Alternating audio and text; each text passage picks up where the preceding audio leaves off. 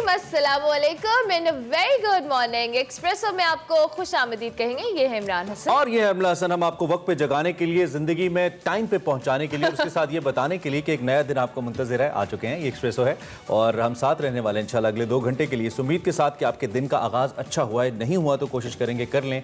और बहुत सारी ऐसी बातें जो रात आप जाने बगैर सो गए, हम सुबह सुबह आपको बता दें। अगरचे के बहुत सारी बातों का जानना आपके लिए ज़रूरी नहीं होता। लोग उठ के सुबह सुबह जब न्यूज़ बुलेटिन देखते हैं और बड़े गौर से देखते हैं, तो मैं कहता हूँ कि हर बात तो आपके लिए जानना ज़रूरी नहीं है, लेकिन हस्बे आदत ही सही कुछ लोग देखते तो हैं। जानना जरूरी भी होता है, अपडेटेड रहना भी जरूरी होता है। मोस्ट ऑफ द टाइम आपको बहुत सारी चीजें सोशल मीडिया पे मिल जाती हैं, आपके फोन पे एक्सेस होती है, लेकिन टीवी का मेरे ख्याल से अभी भी वही चाम है। जब सुबह आप उठे, ऑफिस के लिए तैयार हो, टीवी का पीछे से कोई न्यूज चल रही हो, कोई और चीज चल रही हो, तो ये एक चाम रहना चाहिए भी मेरे ख्याल से। ठीक है। और अगर आपको ये नहीं मालूम कि रात को जो अफगानिस्तान और भारत का मैच अबू धाबी में खेला जा रहा था, उसका क्या बना, तो अरमला हसन आपको बताएंगी। लेकिन उससे पहले थोड़ा सा मैं आपको बता, मुझे तो आ रहा था, बहुत सारे लोगों को ट्विटर पे भी समझ आ गया, लोगों को भी समझ आ रहा था। यस, और well paid India, yes, that was the trend, it was trending, actually still trending. हमें इस बात की खुशी है कि इंडिया ने बहरहाल अपनी वर्ल्ड कप के अंदर पहली कामयाबी अफगानिस्तान के खिलाफ समेटी, और उस पर भी इंडिया खुश हो रहा था। एक बात तो अपनी जगह है कि कम से कम इंडिया को, जो बड़े अपने एक जोम में था, अपनी औकात याद आ गई कि जब आपको तुज़्ज़ो मंतशा व तुज़िल्लो मंतशा, अल्लाह जब आपकी तजलील आपको देते हैं तो फिर आप अफगानिस्तान से जीतने की भी ट्वीट्स करते हैं कि हम फाइनली जीत गए। So get back to the cricket, get out of the politics, this is what the message is इस सारी सिचुएशन में। आप सोचें कि कहते थे T20 में क्या टीम है, दुनिया की बेस्ट टीम्स में क्या टीम है, वो नहीं है की टीम है यही रह गया। लेकिन सबसे बड़े मीमर्स जो एक्टिव हुए इमरान ट्विटर के ऊपर, फिक्स्ड मैच काफी देर तक ट्विटर पे ट्रेंड करता रहा। उसके अलावा वेल पेड इंडिया ट्विटर पे ट्रेंड करता रहा। अजीबो गरीब किस्म की चीजें और एक वीडियो खास तौर पे बड़ी ट्रेंड की, जो टॉस वाली है। उस टॉस वाली वीडियो में बज़ाहिर ऐसा लगता है जैसे विराट कोहली नबी को डिक्टेट कर रहे हैं कि आप पहले बॉल करें, ऐसे ऐसे लगता है। लेकिन कुछ लोगों को ये भी लगता है कि नहीं, उस वीडियो के अंदर एक्चुअली नबी ने विराट कोहली को बताया कि हमने क्या फैसला किया है। सो ये मल्टीपल ट्रेंड्स है। अब इसका फोरेंसिक हो सकता है इस वीडियो के ऊपर, या एक्सपर्ट्स बता सकते हैं। मेरी जाती राय के मुताबिक नबी टोल्ड विराट, लेकिन बहुत सारे लोग कह रहे हैं, इवन सईद अजमल भाई ने रात को मुझे मैसेज किया कि यार ये तो लग रहा है कि विराट नबी को बता रहा है कि तुमने क्या ऑप्ट करना है, इवन टॉस जीतने के बाद। So there are multiple theories, लेकिन अगर ऐसा है या नहीं है, मैच की परफॉर्मेंस से जरूर लगता है कि it wasn't the real team of Afghanistan that is played against Pakistan, दीगर टीमों के खिलाफ। वो अफगानिस्तान हमें कल बहरहाल नजर नहीं आई। तो चलें, कोई बात नहीं। अभी फिर भी इंडिया को लग रहा है कि अगर ये कोई मौजा हो जाएगा तो वही खुश में रहे, लेकिन फिलहाल किसी मौजे का इंतजार मत करें। खाली कोई पाकिस्तान में ही है, इंडिया में नहीं। नहीं, अभी इतने पीर नहीं आएगा कि इंडियन टीम अब फाइनल या सेमीफाइनल्स में पहुंच जाए। फिलहाल बजाय नजर नहीं आ रहा, लेकिन still there is a chance. हम देखते हैं क्या होता है। Good luck India, we are waiting for you, good luck. Waiting for you, headlines. ठीक है जनाब, अब आपको हेडलाइंस बताते हैं। वजीर आजम इमरान खान का 2 करोड़ खानदानों के लिए 120 अरब रुपए के पैकेज का ऐलान। घी, आटा और दाल की कीमतों पर 30% रियायत मिलेगी। पेट्रोल मजीद महंगा होगा, सर्दियों में गैस के बहरान का सामना भी करना पड़ेगा। कौम को रिलीफ देने से मुतालिक वजीर आजम के खिताब में वजाहत। 2 खानदान मुल्क का चोरी किया हुआ पैसा लौटा दें, अशिया की कीमतें आधी कर दूंगा। वजीर आजम इमरान खान की ऑपोजिशन को पेशकश। वजीर आजम के कौम से खिताब का ऑपोजिशन ने लफ्जी रिमांड ले लिया। कहा, रिलीफ पैकेज महंगाई के सताए अवाम के जख्मों पर नमकपाशी के बराबर।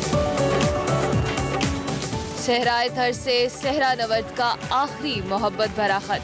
देखिए सेगमेंट सफर है शर्त में। मोरे आजा रे की गुलकार आज शमामा मिर्जा होंगी एक्सप्रेस की मेहमान। जी जनाब, हेडलाइंस आपने जाने। सहरा नवर्द का आखिरी खत आज हम आपको दिखाने वाले हैं। जिस कदर रोमानवी अंदाज में आपने पढ़ा है ना, मतलब क्या बात है। अच्छा जनाब, आगे बढ़ते और आपको बताते हैं आज की बड़ी खबर। बड़ी खबर।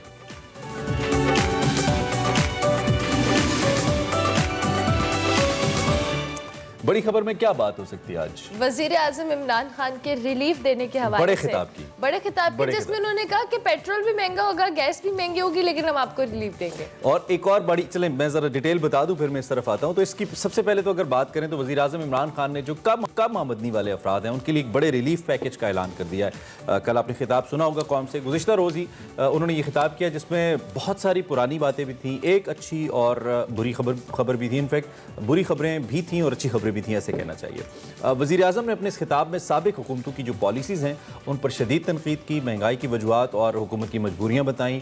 वफाकी वज़रा की तरह फ़ीकस जो आमदनी है उसके हवाले से और क़ुव्वत ख़रीद का जिक्र किए बगैर वज़ीर आज़म ने खित्ते के दीगर ममालिक के साथ जैसे अमरीका है, बरतानिया है, जर्मनी और तुर्की है उससे महंगाई का मवाजना भी किया और पाकिस्तान में ये भी दावा कर दिया कि महंगाई सबसे कम है। वज़ीर आज़म के खिताब में अच्छी खबर की अगर हम बात करें तो वो ये थी कि उन्होंने कम आमदन वाले अफराद के लिए 120 अरब रुपए के रिलीफ पैकेज का जिक्र किया और ये बताया कि एहसास कार्ड के जरिए 6 माह तक 2 करोड़ ख़ानदानों को आम दुकान से घी, आटा और जो दाल है इस पर 30% सब्सिडी दी जाएगी, जिससे तकरीबन 13 करोड़ अफराद मुस्तफ़ीद होंगे। आगे आप बताएं। साथ साथ जो उन्होंने बुरी खबर सुनाई उससे यकीनन महंगाई का तूफान मजीद महंगा होने जा रहा है और उन्होंने बताया कि आइंदा दिनों में पेट्रोल मजीद महंगा होगा, सर्दियों में गैस का बहरान भी सर उठाएगा। एक तरफ तो वज़ीर आज़म महंगाई से मुतासरा आवाम के लिए तारीखी रिलीफ पैकेज का ऐलान कर रहे थे, तो इसी दौरान यूटिलिटी स्टोर्स ने घी और खुर्दनी तेल की कीमतों में 53 से 65 रुपीज़ फ़ी लीटर तक इजाफा कर दिया। 120 अरब रुपए के नए रिलीफ पैकेज का हिसाब किताब लगाएं तो इस पैकेज से 2 करोड़ ख़ानदानों को हर माह 1000 के हिसाब से मजमूई तौर पर 6 माह में 6000 रुपए मिलेंगे। अब आप खुद ही अंदाजा लगा लें 6000 रुपए 6 महीने में हाँ, खत्म कैसे होंगे और ये बदतरीन महंगाई के इस दौर में 4-5 अफराद पर मुश्तमिल खानदान को एक माह में हम बात करें 1000 में कितना रिलीफ मिल सकता है। हम भी इसी दुनिया में रहते हैं, आपको पता है। उन्होंने हल भी बताया है महंगाई का। उन्होंने कहा कि अगर 2 बड़े सियासी खानदान अपनी चोरी की आधी दौलत वापस कर दें तो मुल्क में शाय खुरनोश की कीमतें आधी हो जाए। उन्होंने रिक्वेस्ट की उनसे, नहीं उन्होंने उनको धमकी दी थी, आपने गलत। उन्होंने कहा मेरी दरख्वास्त है। अच्छा आप दे दें पैसे। उसके बाद प्राइम मिनिस्टर ने यह भी कहा कि दरख्वास्त से बाहर ये महसूस हो रहा था कि अब महंगाई शरीफ और जरदारी खानदान की आधी दौलत वापस आने के बाद ही कम होगी और इसी पर ना तो आएगी ना ही चैन आएगा वाला मामला है। हमारे साथ कामरान है, सीनियर एंकर पर्सन और तज्जियाकार हैं। उनसे हम जरा बात करते हैं कि वो इसका एनालिसिस क्या करें। Kamran, thank you very much for joining us. काफ़ी दिन के बाद आप हमारे साथ आए, गुड मॉर्निंग भी आपको। सबसे पहले तो ज़रा तज्जिया कर लेते हैं। महंगाई की सूरत हाल तो हमारे सामने थी ही।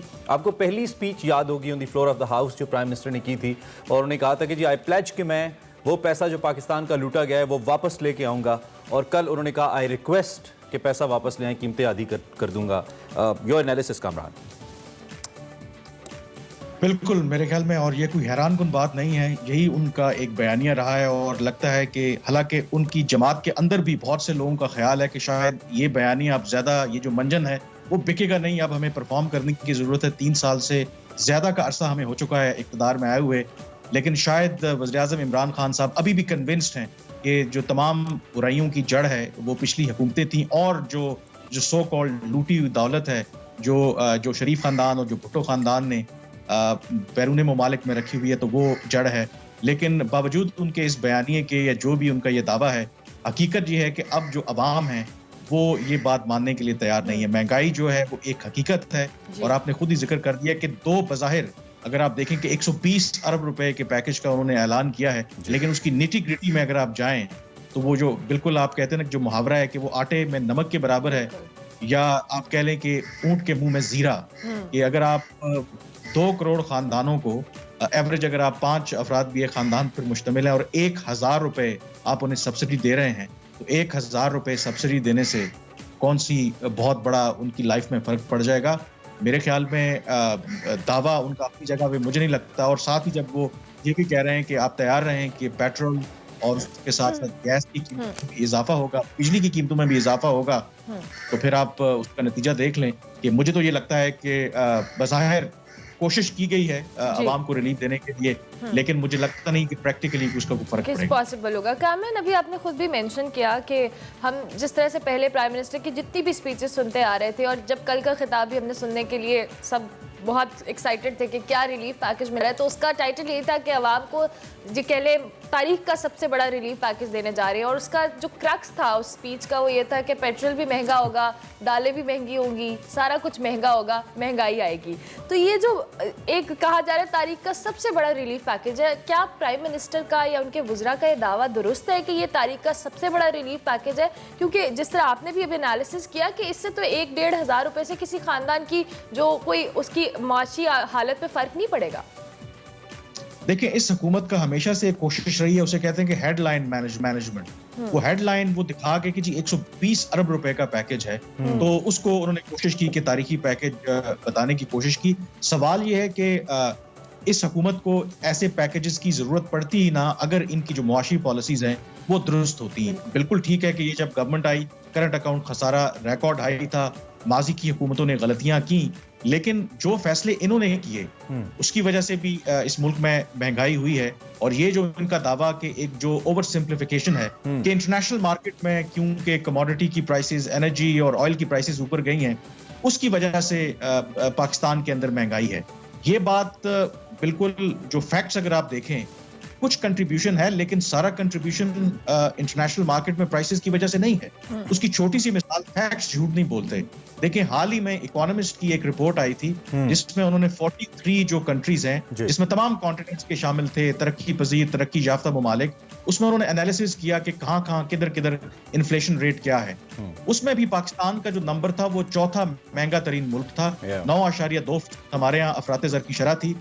और जो बाकी उसमें अगर आप 43 कंट्रीज में देखें, 7 ममालिक ऐसे थे कि जिनकी जो अफरात ज़र की शरह थी वो 5% से कुछ ऊपर थी, और जो 32 ममालिक हैं उसमें अफरात ज़र की जो शरह है वो 5% से कम थी। इवन जो हमारा पड़ोसी मुल्क भारत है उसमें महंगाई की शरह 4.3% है। तो अगर आप ये तज्जिया करें तो दुनिया में महंगाई जरूर हुई है, लेकिन जिस रफ्तार से पाकिस्तान में हुई है नहीं हुई। दुनिया में एक चीज हम समझ नहीं पाए, हम IMF के साथ नेगोशिएशन में हैं $1 अरब के लिए। पाकिस्तानी आप you can say multiplied with like 170 तो कोई 172 अरब बन जाएंगे अगर मैं गलत नहीं कह रहा।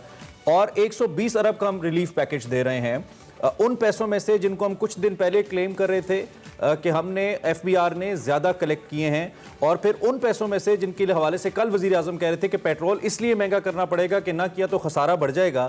तो ये 120 अरब रुपए दे रहे हैं, ये फिर कहाँ से देंगे? पेट्रोल इसलिए बढ़ाने के खसारा बढ़ जाएगा। 1 अरब के लिए IMF के तरले कर रहे हैं कि वो 170 अरब रुपए हमें मिल जाएं, तो ये 120 अरब फिर कहाँ से आएंगे? ये कौन सा लॉलीपॉप है जो दिया जा रहा है? देखिए, जो IMF के प्रोग्राम की आपने बात की ना, $1 अरब किस्त की, वो सिर्फ इसको इस तनाजुर में नहीं देखते कि बिल्कुल अगर आप उसको सिंपल तरीके से देखें तो वो तो इतने 172 अरब रुपए ही बनते हैं। लेकिन जब IMF का प्रोग्राम, जब आप IMF के प्रोग्राम में जाते हैं तो फिर उसमें IMF बेसिकली आपको एक जमानत प्रोवाइड करता है। जितने जो इंटरनेशनल फाइनेंशियल इंस्टीट्यूशंस होते हैं, जो जितने इंटरनेशनल लेंडर्स होते हैं, कि जब आप उनके प्रोग्राम में जाते हैं तो फिर जो बाकी वर्ल्ड बैंक है, एशियन डेवलपमेंट बैंक है, इस तरह के जो इदारे हैं, वहां से जब आप कर्जा लेते हैं तो वो फिर आपको आसान शराइत पे मिल जाता है। लेकिन अगर IMF के प्रोग्राम में नहीं होंगे तो वो फिर जो इंटरनेशनल फाइनेंशियल इंस्टीट्यूशंस हैं या इवन जो कमर्शियल इंस्टीट्यूशंस हैं वो आप पर ट्रस्ट नहीं करेंगे। तो इसलिए ये थोड़ा सा इसमें एक फर्क है।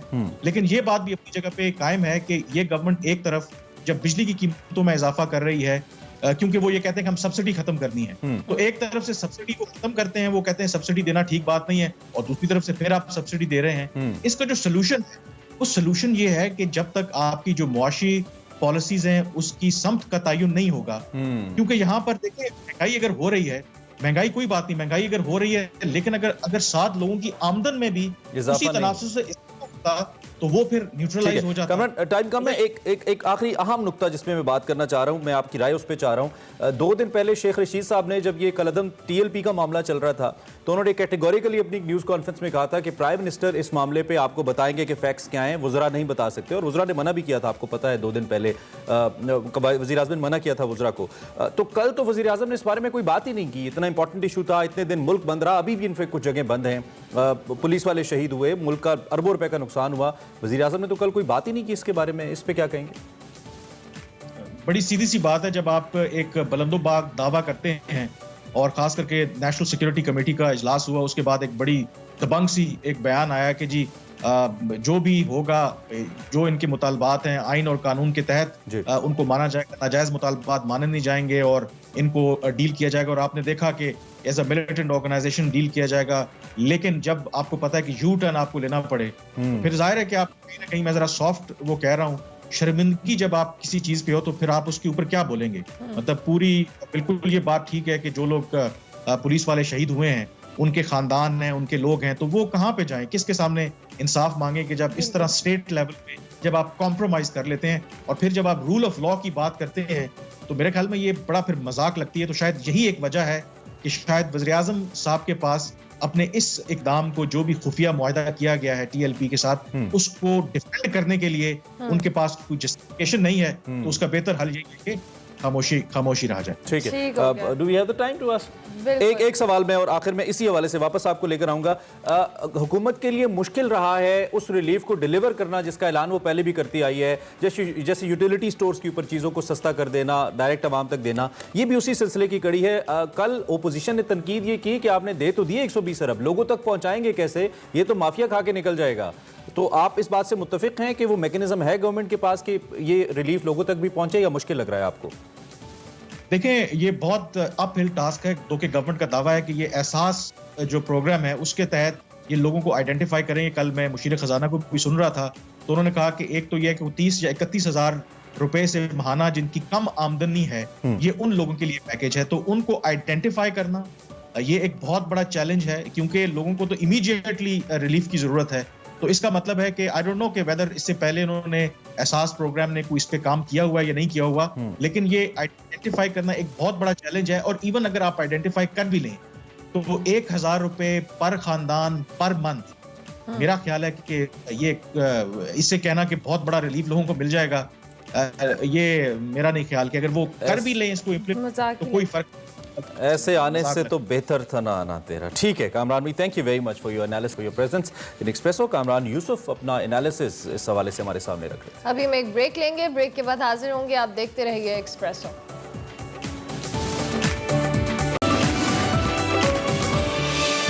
Welcome back to express. और अब कुछ ई लर्निंग के हवाले से बात करते हैं, क्योंकि कोरोना वबा ने हर शोबा ज़िंदगी से ताल्लुक़ रखने वाले अफराद को, आपको मालूम है, मुतासिर किया है।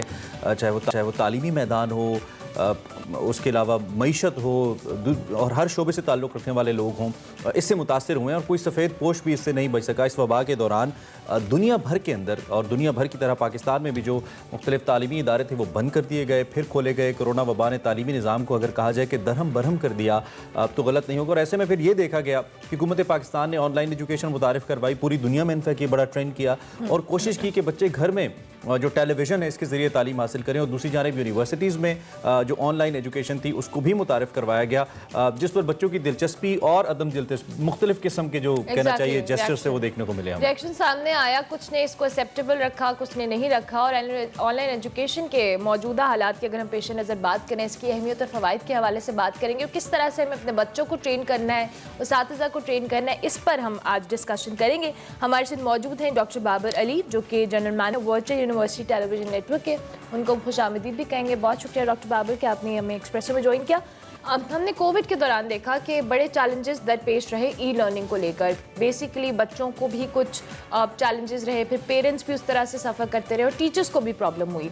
तो ये जो ई लर्निंग का कॉन्सेप्ट है, इसके हवाले से थोड़ा सा एलेबोरेट कर रहे हैं। Thank you very much ji for inviting me here. देखें, सबसे पहली बात यह है कि मैं बड़ा ब्लंटली एक बात को शुरू करूँगा, ये है कि e learning is the future, whether somebody likes it और नॉट। आप जो मर्जी कर लें, ई लर्निंग एक फ्यूचर है।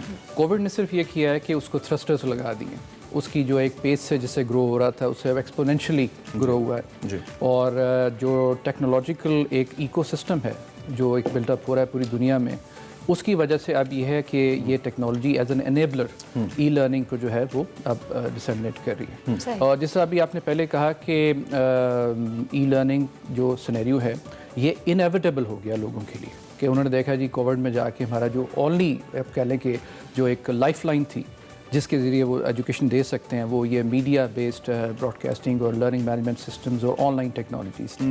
तो इसके हवाले से ये एक चीज़ बड़ी क्लियरली हमें अंडरस्टैंड करने की ज़रूरत है कि अगर हम किसी किस्म की तरक्की चाहते हैं तो वो कभी भी पाकिस्तान जैसे डेवलपिंग कंट्रीज़ में ख़ास तौर पे हमारा इतना वॉइड और गैप आ गया है गिवन द पॉपुलेशन और सारा, कि वो ब्रिक एंड मोटर अप्रोच से कभी भी पूरा नहीं हो सकता। ये बात हमने रखनी है। तो अब उसका जो अल्टरनेटिव है वो सिर्फ और सिर्फ टेक्नोलॉजी इनकॉर्पोरेशन है in education, main stream education के अंदर। दूसरा, इसमें कुछ टेक्निकल रीजंस हैं कि जैसे ग्लोबली इंफॉर्मेशन जो है वो और एजुकेशन है वो चेंज हो रही है। जैसे आप जो ट्रेडिशनल करिकुलम है उससे स्किल बेस्ड करिकुलम की तरफ बात जा रही है। Now we are talking about micro and nano credentials के जो स्किल से एम्पावर करते हैं लोगों को, और जो ओवरऑल पैडागोजी और इंस्ट्रक्शनल डिज़ाइन है दुनिया में वो चेंज हो रहा है। डिजिटल मेथडोलॉजी में और ई लर्निंग का एक ये भी फ़ायदा है कि वो अडेप्टिव है, वो फ्लेक्सिबल है, और वो किसी किस्म के भी जो आपकी एडवांसमेंट्स हैं उसको कैटर कर सकती है। ठीक है, ये एक बात है। दूसरा, अभी थोड़ी सी रियलाइजेशन मैं आपके चैनल की तरफ से कहना चाहूँगा कि देखें, e learning, distance learning, online distance learning domains, ये सारी चीज़ें जो है ना, इसका समझना बड़ा ज़रूरी है, ख़ास तौर पे इंस्टीट्यूशंस लेवल पे। अगर आप एक सॉफ्टवेयर ख़रीद के और एक वीडियो कॉन्फ्रेंस सॉफ्टवेयर पे आप एजुकेशन दे रहे हैं तो दैट डज़ नॉट मीन कि आप ऑनलाइन या ई यूनिवर्सिटी हैं, ठीक है ना। तो ये तो पहले हमें रियलाइज़ करने की ज़रूरत है। पाकिस्तान में इस वक्त सिर्फ एक इदारा है जो प्योर ऑनलाइन है, वो वर्चुअल यूनिवर्सिटी है, right. It's not that I belong to university but that this a fact, ठीक। और उसमें हर चीज़ जो है एक फॉर्मल तरीके से की जाती है, यानी कंटेंट्स डेवलपमेंट से लेके जो लर्निंग मैनेजमेंट सिस्टम है वो वर्चुअल यूनिवर्सिटी का अपना है। फिर one of the best examination systems जो है। और दूसरी बात यह है कि क्योंकि हम ये गवर्नमेंट का इदारा हैं और हमारा शुरू से ये मैंडेट रहा है कि हम हैंड होल्डिंग करें बाकी इंस्टीट्यूशंस की भी, और कर भी रही हैं। ख़ास तौर पे कोविड के बाद बहुत से इदारे, एजुकेशनल इंस्टीट्यूशंस, बैंक्स और गवर्नमेंट के इदारे, उन्होंने हमें से कहा है कि जी हम आप टेक्नोलॉजी ट्रांसफ़र करें। और वर्चुअल यूनिवर्सिटी एक अपना, आप ये कह लें कि मैंडेट समझ के उनकी सपोर्ट। अच्छा, इसमें डॉक्टर साहब बड़ी इंटरेस्टिंग बात ये है, क्योंकि like it's been 7-8 years back I been associated with virtual university. मुझे वहाँ से कुछ पढ़ने का और वहाँ पे कुछ मेरा रहा, यानी कि बहुत पेनिट्रेशन बहुत ज़्यादा थी मार्केट के अंदर, सेटअप्स बहुत अच्छे थे। उसके बावजूद हमें बहुत ज़्यादा कोई क्वालिफाइड ग्रेजुएट्स वर्चुअल यूनिवर्सिटी के मार्केट में नहीं मिलते हैं, जॉब मार्केट में नहीं मिलते हैं, उनकी जॉब मार्केट के अंदर प्रेजेंस नहीं मिलती है। इसकी क्या वजह है? देखिए, दैट्स अ मिसकंसेप्शन, ठीक है जी। और मैं कॉन्ट्रेरी टू पर्टिकुलर गवर्नमेंट में ये कहूँगा कि हमारे बल्कि ज़्यादा उनकी जो है इंजेक्शन है इकॉनमी में। वर्चुअल यूनिवर्सिटी का हुजम इतना ज़्यादा है, राइट, कि आपके पास सक्सेस स्टोरीज पहुंचती हैं या फेलियर स्टोरी पहुंचती है, तो दैट्स अनदर डिबेट। मैं आपको ये कहूँगा कि सबसे बड़ा बेनिफिट जो है हमारी वर्चुअल यूनिवर्सिटी के स्टूडेंट्स को, वो ये है कि उनकी एक स्किल सेट डेवलप होती है जो कि वो खुद बैठ के सारा काम करते हैं, ऑनलाइन करते हैं, वो डिपेंडेंसीज नहीं होती। और ख़ास तौर पे इस तरह के लोग जो हैं सॉफ्टवेयर हाउसेज में, बाकी में, उनकी बहुत ज़्यादा डिमांड है, क्योंकि वो एम्प्लॉयर्स हमसे मिलते हैं, हमारे बड़े हैं, वो बताते भी हैं इस बात के, और हमारा सारा इस पर वो we are keeping a very keen eye on this also. और वो ये कहते हैं कि जी उनको एक काम दे देते हैं स्टूडेंट्स को, because they know their work around the systems and processes, क्योंकि ऑनलाइन में वो एक कंडीशन होकर आए होते हैं। तो दैट्स अ बिग थिंग। दूसरी बात ये है कि हमारी वर्चुअल यूनिवर्सिटी के स्टूडेंट्स जो हैं, उनकी जो तालीम है, उनकी जो अंडरस्टैंडिंग है, वो उनका एक्यूमेन जो है वो बड़ा है। और आप ये रियलाइज़ करें कि हम नेशन वाइड ऑपरेट कर रहे हैं, नॉट सिटिंग इन लाहौर और कराची, कि हमारा आपका ये। अच्छा डॉक्टर साहब, मैं ई लर्निंग के हवाले से दोबारा से लेके जाऊंगी, क्योंकि हमने बहुत सारे चैलेंजेस देखे हैं एज ए इंस्टीट्यूशन भी। आपने जैसे सभी खुद भी मेंशन किया कि पाकिस्तान में स्पेसिफिकली हम एजुकेशन सिस्टम की बात करें तो हमारे ना टीचर्स उस तरह से ट्रेन है, ना हमारा जो फैकल्टी स्टाफ होता है उनको उस तरह से प्रॉपर, ना पेरेंट्स उतने ज़्यादा इंटरेस्टेड होते हैं बच्चों को, क्योंकि हमने कोविड में खुद ऑब्जर्व किया कि पेरेंट्स बड़े रिलक्टेंट थे कि उनके बच्चे ऑनलाइन स्टडीज़ की तरफ जाते हैं, ना तो उनका इंटरेस्ट होता है। हमने इस जो ई लर्निंग वाला एक कॉन्सेप्ट है, पाकिस्तान में आने के लिए हमें मज़ीद बहुत टाइम चाहिए और इस पर वर्किंग चाहिए। व्हाट डू यू थिंक कि इंस्टीट्यूशन लेवल पर इस पर किस तरह से वर्किंग होनी चाहिए कि टीचर्स भी ट्रेन हो, स्टाफ भी ट्रेन हो, और फिर जो बच्चे हैं उनके लिए भी एक्सेप्टेबिलिटी हो? इट्स एन एक्सीलेंट क्वेश्चन जी, और आपकी बात बिल्कुल ठीक है कि ई लर्निंग ने बहुत सी चीज़ें एक्सपोज की। जो डेकेडेंस हमारी एक एग्जिस्ट करती है एजुकेशन में कि यार एक इंग्लिश का टीचर है, जब पेरेंट्स बैठे हुए तो खुद एक इंग्लिश नहीं बोल पा रहा तो टीचिंग क्या करेगा। देखें, all the more reason to adopt online distance learning methodology कि हमारे पास सबसे बड़ी जो एक फीचर ये ऑफर करती है e learning, that is uniformity.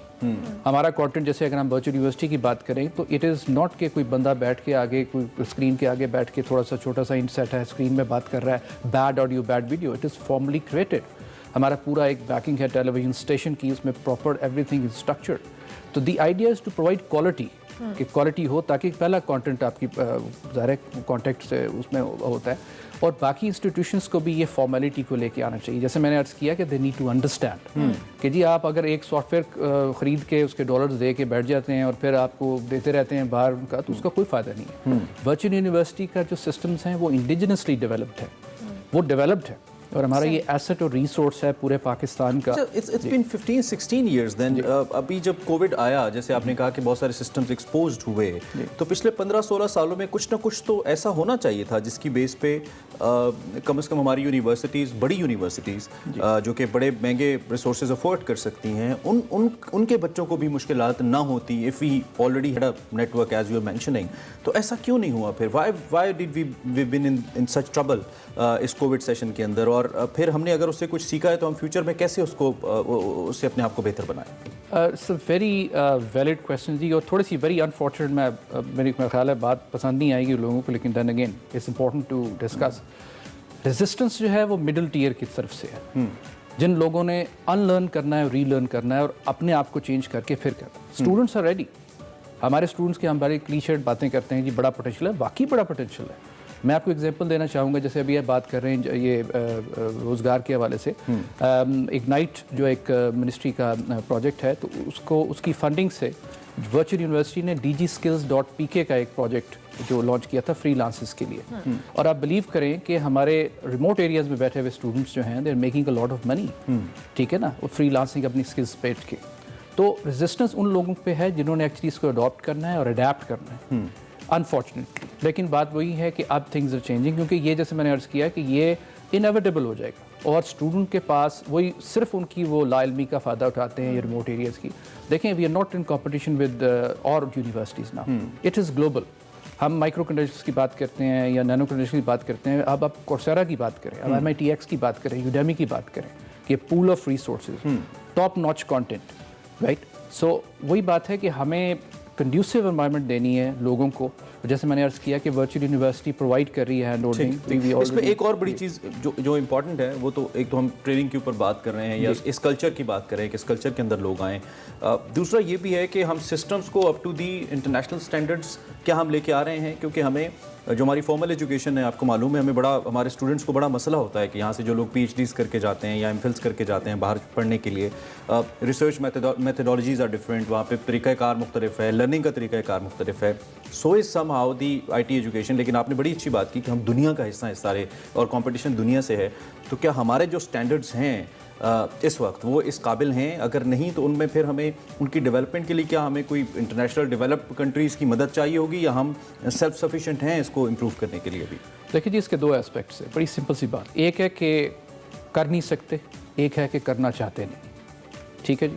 अगर हम दुनिया के चौथे नंबर पे आ सकते हैं कि जो लेटेस्ट फ़ोन होता है हम उसको अडॉप्ट करते हैं, ठीक है, सबसे ज़्यादा सेलिंग जो है हमारी है लेटेस्ट टेक्नोलॉजीज़ की, कार्ड्स की, we are doing that, why not technology, ठीक है, उसमें कोई बैरियर्स नहीं, राइट, कर सकते हैं उसको। उसमें सिर्फ आपकी माइंड सेट सबसे पहले आपने चेंज करना है। जैसे मैंने अर्ज़ किया कि एक सर्टन फैसेट है कि जिनको जो इंटिमिडेटेड है, जिनको ख़तरा महसूस होता है, लेकिन वो it's just a matter of time, ठीक है, उसमें एज सच एडॉप्टेशन में कोई मसला नहीं है। टेक्नोलॉजीज़ हैं, सोचिए मैं, और सिस्टम कैपेबिलिटी भी है, कैपेबिलिटी। देखें, वर्चुअल यूनिवर्सिटी आपके सामने मिसाल है, हमारा इंडिजिनसली डेवलप सिस्टम है। अब हमें बहुत से लोग, उसका एक और भी एस्पेक्ट है जिस quickly similar learning management system for audiences के, जिसके थ्रू सारा हमारा ये कम्युनिकेशन होती है ऑनलाइन, एक सिस्टम सॉफ्टवेयर होता है, तो उसको आप बाहर से लेते हैं, कंपनी से लेते हैं, और फिर उसको आप पैसे देते हैं बाद में छोटा कहते हैं जी हमने तो बड़ा सस्ता ले लिया सारा।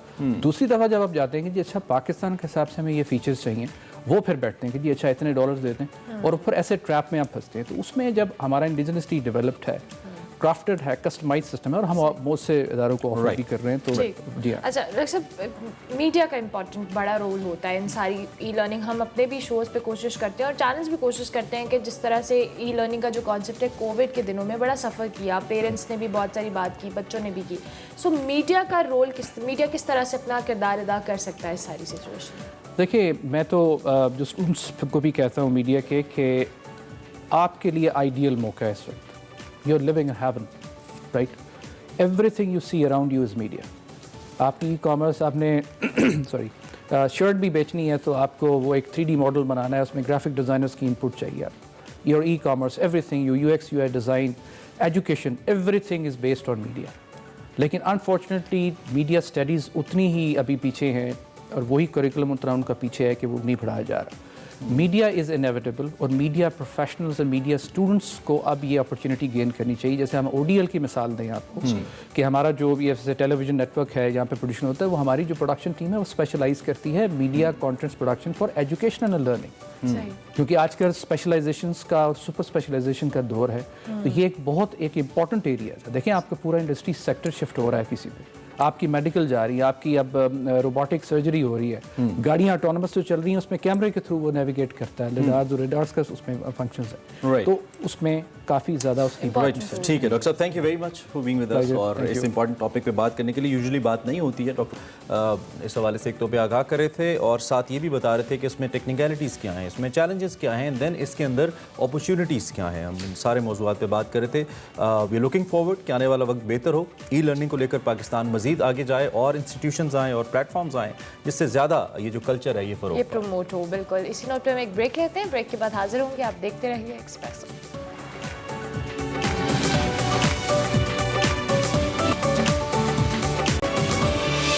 Welcome back to Expresso. अब कुछ बात करते हैं नैब की और एहतसाब की। तो नैब की जानिब से मुसलसल ये दावा सामने आता रहा, हमने अपनी शोज में भी इस पर बात की कि नैब ने अपने क़याम से लेकर अब तक 821 अरब 40 करोड़ रुपए और बल्कि इनफैक्ट 90 लाख और भी ऐड कर लें, इसकी रकम बरामद की और कौमी ख़जाने में जमा कराई। ताहम जो सेनेट की कायमा कमेटी बराए ख़जाना है, इसमें वजारत ख़जाना और स्टेट बैंक ने लाइल्मी का इजहार करते हुए ये इंकशाफ किया, जो ताज़ा तरीन खबर है और ब्रेकिंग न्यूज़ है, कि कौमी ख़जाने में सिर्फ 6 अरब 50 करोड़ रुपए जमा हुए।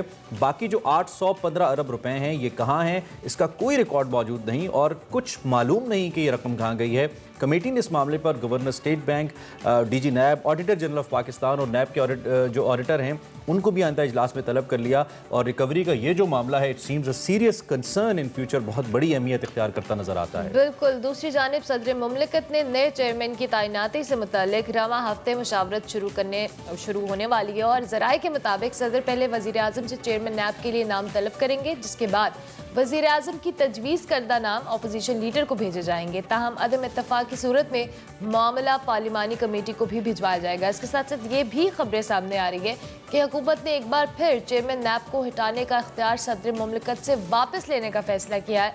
इससे पहले हुकूमत ने तीसरे नैब ऑर्डिनेंस में चेयरमैन जो नैब है उनको हटाने का इख्तियार सुप्रीम जुडिशल काउंसिल से लेकर सदर मुमलिकत को दिया था और अब ये फैसला आ रहा है कि हुकूमत तीसरा नैब ऑर्डिनेंस पार्लियामेंट में पेश करेगी और सदर से चेयरमैन नैब को हटाने का इख्तियार पार्लियामेंट के जरिए वापस लिया जाएगा। दिलचस्प सूरत हाल है इस मौके पे और कुछ नहीं कहा जा सकता और मुबहिम भी है और बहुत कंसर्न सिचुएशन भी है। जर्नलिस्ट हमारे साथ मिस्टर आमिर ज़िया मौजूद हैं, उनसे ज़रा पूछते हैं how does he see this all situation, कैसे एनालाइज कर रहे हैं और ये कितना बड़ा कंसर्न इन फ्यूचर हो सकता है। आमिर साहब, thank you very much for joining us in the morning, hope you have a good day, start of the day in fact. Thank you very much. आप सबसे पहले तो ये जो खबर सामने आई है, आपको ये कितना बड़ा इशू फ्यूचर में लग रहा है और इससे जो नैब की अब तक की कारकर्दगी है उसके ऊपर आप कितना बड़ा सवालिया निशान देख रहे हैं?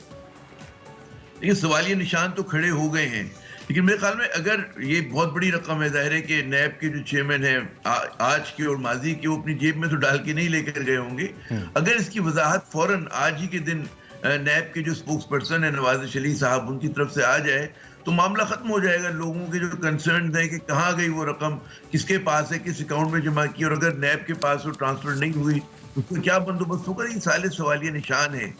यकीनन मेरे ख्याल में ये जो कायमा कमेटी ने जो हाईलाइट किया इस इशू को, तो बिल्कुल ऑल प्रेज टू देम कि ये इतना बड़ा अरसे से दावा चल रहा था कि जी 800 अरब से ज्यादा रिकवर किए गए हैं।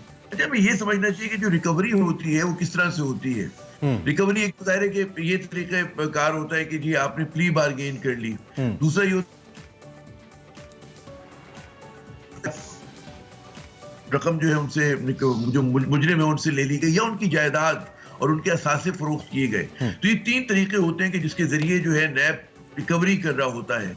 अब उसमें जाहिर है, अच्छा इसमें जो दिलचस्प बात ये है कि नैब का जो ज्यादा शोर मचता है वो अकाउंटेबिलिटी उन लोगों की बनती है कि जिसको आप कहते हैं कारोबारी शख्सियात एक जगह पे जब जमा हो जाती है कि जो सियासतदान कारोबार भी करते हैं उन पर ज्यादा जो है नजला गिरता है। लेकिन हैरत की बात यह है कि अब तक नैब ने कोई बहुत बड़े बड़े लोगों को प्रोसिक्यूट नहीं कर पाई है, उनको कन्विक्ट नहीं करवा पाई है। ये एक बहुत बड़ा सोर्स ऑफ कंसर्न होना चाहिए। और आपने अपने इब्तिदाई कलमात में तो खैर वो बात की कि जी नैब ऑर्डिनेंस की मेरे ख्याल में वो आगे गुफ्तगू करेंगे, आप तो मैं यही रुक जाता हूँ जी।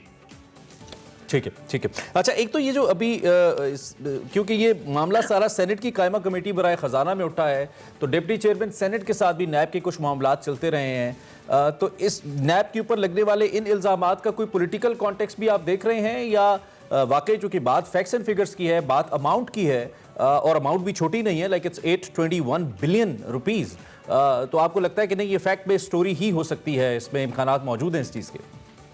देखिए, बात तो बिल्कुल तय है कि जो हमारे सियासतदान या सियासी जमातें हैं, खुसूसन जिनका ताल्लुक हिज़्ब इख्तिलाफ से है, वो नैब से खुश नहीं है। और नैब की किसी भी जगह पर उनको वो नजर आएगा, कमजोरी नजर आएगी या उनके पास वजाहत नहीं होगी। जो मैं अभी भी वो कहते हैं दिले नादानी समझता है कि इस मामले को कम से कम ये जो कि वो पैसे कहाँ चले गए उसका तो हिसाब आप एक स्टेटमेंट देकर दे सकते हैं। जाहिर है कि वो हवा में तो गायब नहीं हो गए, और अगर खुदा ना खास्ता मतलब है स्पेकुलेशन नहीं करनी चाहिए इस चीज के ऊपर कि अगर अनअकाउंटेड है तो फिर बड़ा एक तशवीश की बात है। फिर तो इस अकाउंटेबिलिटी ब्यूरो की अकाउंटेबिलिटी होनी चाहिए। अगर खाकम बदले ये होता है तो मैं, लेकिन अभी मतलब है कि इस दिल को अभी तक इन लोगों से उम्मीदें हैं कि भाई इतनी बड़ी गड़बड़ हमारे यहाँ नहीं हो सकती और होनी नहीं चाहिए। तो जब तक वजाहत नहीं आ जाती तो मैं वो कहते हैं तोपों के दहाने जरा से देखभाल के करें, गोलाबारी जो है उसे देखभाल के करें। जो सवाल उठा है उसमें जवाब का मुतल्लिक रहना चाहिए। लेकिन अब आमिर साहब, आप तो बहुत सीनियर जर्नलिस्ट हैं, आपको पता है कि अगर हज के कोटे में करप्शन हो सकती है यहाँ पे, तो किसी चीज़ में भी हो सकती है सर। हम ये नहीं कह रहे कि ये फैक्ट बेस्ड स्टोरी ही होगी और काय के सामने आएंगे, लेकिन इम्कान तो रद्द नहीं किया जा सकता, यहाँ पे तो कुछ भी हो सकता। जी बिल्कुल बिल्कुल, आप बिल्कुल दुरुस्त कह रहे हैं। और यहाँ पर जो हमारे हुकूमत अशराफिया की तारीख रही है और जिस तरह से लूट मार हुई है और तसलसल से जारी है, और उसमें आप देखते हैं कि बड़ा शोर मचता है अकाउंटेबिलिटी का, एहतसाब होगा, लेकिन एहतसाब का पहिया जो है चल के नहीं देता। और उसकी वजह से आप देखें कि इमरान खान साहब की पॉलिटिकल पार्टी का, पाकिस्तान तहरीक इंसाफ का जो बुनियादी सतून था वो इंसाफ है उनके फलसफे का, सियासी फलसफे का, और 3 बरस में उसमें उनको कोई कामयाबी नहीं हुई है। शोर बहुत उठा है, गर्द बहुत उठी है, लेकिन मुझे बताइए कि किसी की कन्विक्शन हुई, किसी को सजा मिली? बिल्कुल शोर ही रहा। और जिस मैंडेट पे तहरीके इंसाफ की गवर्नमेंट रियासत आई थी वही मैंडेट अब हमें कुछ नजर नहीं आता आसपास।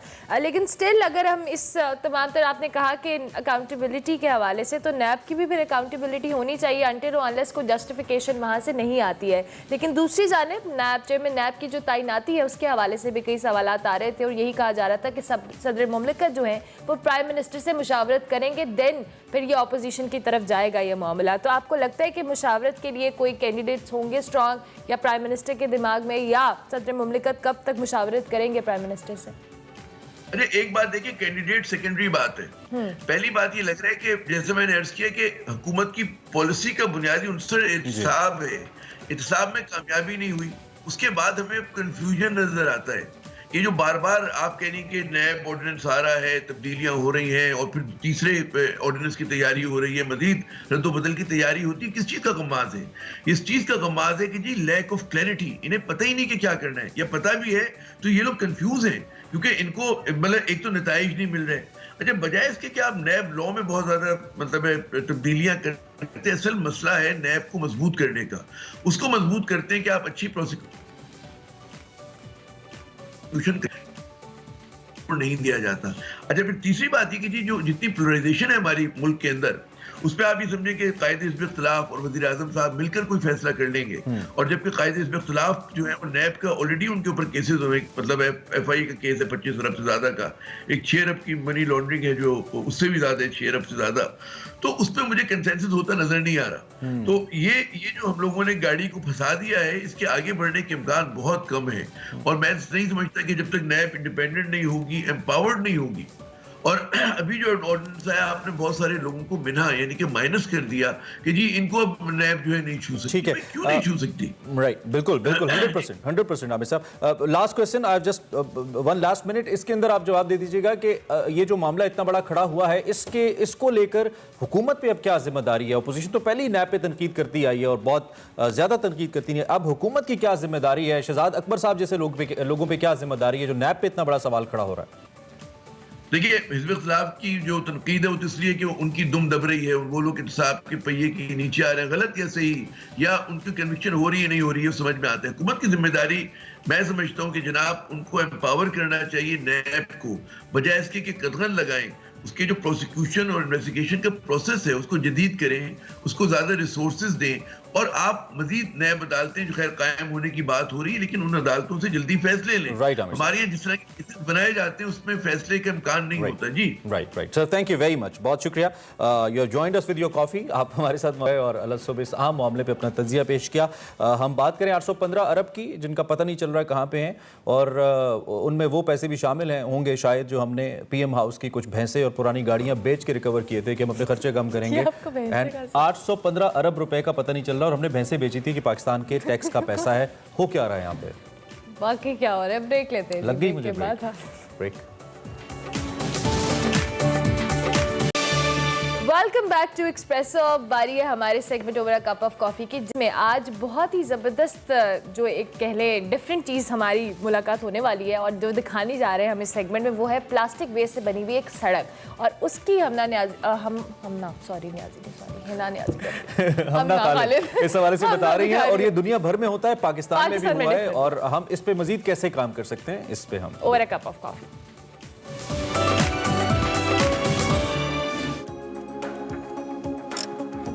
अस्सलाम वालेकुम। Over a cup of coffee में मैं हूँ आपकी host Hamna Khalid.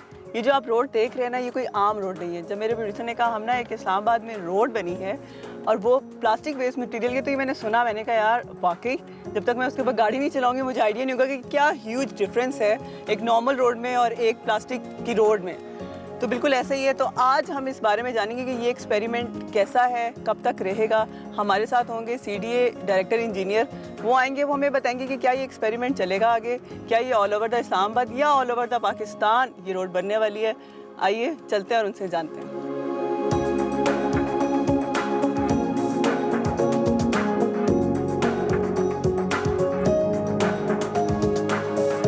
Director engineer of CDA Umar Sagheer हमारे साथ हैं। अस्सलाम वालेकुम। जी वालेकुम अस्सलाम। कैसे हैं आप? जी जी।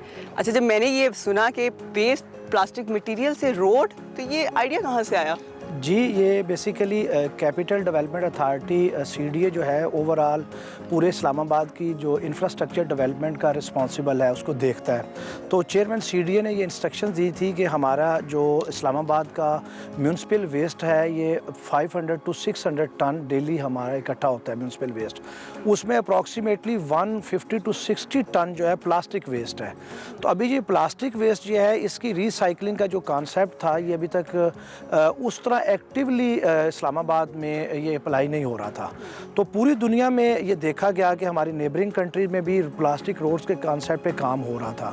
तो उन्हीं की डायरेक्शंस को फिर मद्देनज़र रखते हुए जो चेयरमैन साहब ने डायरेक्शन दी, इसका हमने इंजीनियरिंग प्रोटोकॉल्स को फॉलो करते हुए जो स्टैंडर्ड इंजीनियरिंग रोड्स के प्रोटोकॉल थे उनको फॉलो करते हुए एक job mix formula regarding carpeting of road material, और उसमें हमने प्लास्टिक का जो वेस्ट था, जो म्यूनसिपल वेस्ट था, उसको यूटिलाइज़ करके ये पहला टेस्ट रन हमने कंप्लीट किया जो आपके सामने है। अच्छा, कोई प्रॉपर टेक्नोलॉजी है, कोई प्रॉपर मशीनरी है जो कि इस प्लास्टिक रोड के लिए हम लोगों ने? जी, ये इंटरेस्टिंगली ये एक ऐसा हमने कोशिश की है कि एक ऐसा सोल्यूशन हम डेवलप करें कि जो हमारे एग्जिस्टिंग मशीनरी और एग्जिस्टिंग प्लांट है उन्हीं को हम यूटिलाइज करें और हमारा कोई कॉस्ट इफेक्ट भी इसके अंदर ना इंक्रीज हो। जो स्टैंडर्ड इंजीनियरिंग रिक्वायरमेंट्स होती हैं मशीनरी की और प्लांट की किसी भी कारपेटिंग वर्क के लिए, वही इसमें है। इसमें एक एडिशन के तौर पे हमने प्लास्टिक वेस्ट को ऐड किया और उस ऐड करने से हमें काफ़ी सारे बेनिफिट्स हम एक्सपेक्ट कर रहे हैं कि जो हमें बिल्कुल ऐसे ही है। तो जो डिफरेंस अगर मैं आपसे पूछूं, ह्यूज डिफरेंस जो मुझे रोड देख के आएगा वो ये कि तारकोल में और इसी में आपने प्लास्टिक ऐड किया, तो वो हम ये डिफरेंस कैसे डिफरेंशिएट कैसे? जी देखें, इसमें एक तो क्योंकि ये एक इंजीनियरिंग रिलेटेड काम है तो इसमें इंजीनियरिंग के कुछ टेस्ट हैं जो इसको डिफरेंशिएट करेंगे। लेकिन एक लेमैन के लिए मैं ये बात आपको बताऊं कि जब प्लास्टिक जो है वो इसके अंदर हमने जो इंक्लूड किया है, इसकी जो शाइनिंग है ये शाइनिंग भी ज़्यादा है, और ये जो बेसिकली प्लास्टिक की जो कोटिंग होगी ये अल्टीमेटली वाटर रेजिस्टेंस के तौर पर काम करेगी। जब ये वाटर रेजिस्टेंस के तौर पर एक्ट करेगी तो रोड की जो लाइफ है वो ऑटोमेटिकली बढ़ जाएगी। जब रोड की लाइफ जो है वो इम्प्रूव करेगी तो हमारी कॉस्ट सेविंग भी अल्टीमेटली होगी। उसी प्रोटोकॉल्स के अंदर रहते हुए ये सारी अचीवमेंट आएंगी और म्यूनसिपल वेस्ट जो है वो उसकी रिसाइकलिंग भी साथ साथ यूज़ हो रही है। बिल्कुल ऐसे ही। तो क्या आगे फ्यूचर के प्लान्स हैं? क्या हम देख रहे हैं कि इस्लामाबाद में या ऑल ओवर द पाकिस्तान में ये रोड जो है इस तरह से प्लास्टिक की? जी, हमारा प्लान इस्लामाबाद की हद तक तो चेयरमैन CDA ने हमें इंस्ट्रक्शंस दी हैं कि इसके बाद हम 1 किलोमीटर रोड्स करेंगे। जो यहाँ से रिजल्ट्स आएंगे उनको हम फर्दर देखते हुए इम्प्रूव करते हुए विद इन इस्लामाबाद हम 1 किलोमीटर की रोड करेंगे और उसके सक्सेसफुल कंप्लीशन के बाद हम जो हमारे अपने एसफाल्ट मिक्सिंग प्लांट्स हैं उनके अंदर टेक्नोलॉजी की जो हमें रिक्वायरमेंट्स हैं इम्प्रूव करने की उनको करके तो फिर इन फ्यूचर हमारा प्लान ये है कि प्लास्टिक मटीरियल की रिसाइकलिंग को हम मुकम्मल तौर पे अप्लाई करें और रोड्स जो हैं फिर इसके साथ बनाएं। बिल्कुल ऐसे ही। अगर मैं आपसे ये पूछूं कि प्लास्टिकों के बैन है और उसके बाद ये सारा वेस्ट मटेरियल में आया तो नॉर्मल रोड और इस प्लास्टिक रोड पे क्या एनवायरनमेंट पे इफेक्ट पड़ेगा? जी देखें, हम वो तमाम इंजीनियरिंग के प्रोटोकॉल्स और इंजीनियरिंग के टेस्ट जो है हम फॉलो करेंगे और स्टैंडर्ड टेम्परेचर को भी फॉलो करेंगे। और देखें, इस चीज़ को आप इस तरह देखें कि अगर ये प्लास्टिक मटेरियल जो 160 से 80 टन इस्लामाबाद में है वो तो ऑलरेडी जो है इन्वायरमेंट के लिए नुकसानदेह है, तो जो अगर यूटिलाइज ना हो तो हम तो उसकी रिसाइकलिंग की तरफ जा रहे हैं। बिल्कुल ऐसे ही। जो आपने टन मुझे 1.6 शायद आपने बिलियन नहीं 160 to 180 टन्स पर डे। बिल्कुल ऐसे ही पर डे। तो ये सिर्फ इस्लामाबाद का एक आपने मुझे तो अगर इसके कंपैरिजन कराची का वेस्ट मटेरियल देखा जाए तो आप मैंने अपनी जो पहली प्रेजेंटेशन थी जिस दिन ये हमारा टेस्ट रन हो रहा था तो मैंने आपको बताया कि उसमें मैंने बताई थी ये बात कि ऑलमोस्ट जो K2 की हाइट है ना पाकिस्तान में उस जितना वेस्ट हम डेली पूरे पाकिस्तान में इकट्ठा कर रहे हैं। जी, आपको क्या लगता है, क्योंकि ये कॉन्सेप्ट मेरे ख्याल में वेस्ट में ज़्यादा है, बाहर ज़्यादा है, ठीक है, अब ये पाकिस्तान में है, तो आपको लगता है कि हमारी जो लेबर है ओवरऑल है उनको कन्विंस्ड करने के लिए या उनको बताने के लिए नॉर्मल पब्लिक को ये एक अच्छा जरिया बनेगा? जी, मेरा ख्याल है कि हमने क्योंकि इसका टेस्ट रन किया है, जो हमारी कारपेटिंग की नॉर्मल लेबर थी उन्होंने काम किया है, इसमें कोई ऐसे इन्वायरमेंट के अगेंस्ट या कोई ऐसे चीज़ें इंडिकेशन सामने नहीं आई, क्योंकि 160 to 70 डिग्री पे रोड्स कारपेटिंग मटेरियल नॉर्मल हम कारपेटिंग करते हैं, उसी टेम्परेचर के अंदर रहते हुए हमने प्लास्टिक के वेस्ट को यूज़। अच्छा, रोड के लिए जारी बात है ये पहला स्टार्ट था, तो किसी ने आपके साथ कोलैबोरेशन की, हेल्प की ये अच्छा प्लास्टिक वेस्ट जो है उठाने के लिए? जी, इसमें एक निजी मशरूब कंपनी ने हमारा साथ दिया। इनिशियली प्लास्टिक और प्लास्टिक की जो कटिंग थी साइज़ के मुताबिक वो हमने उस कंपनी के जो है ज़रिए हासिल की, उन्होंने हमें ये दिया जी मटीरियल दिया।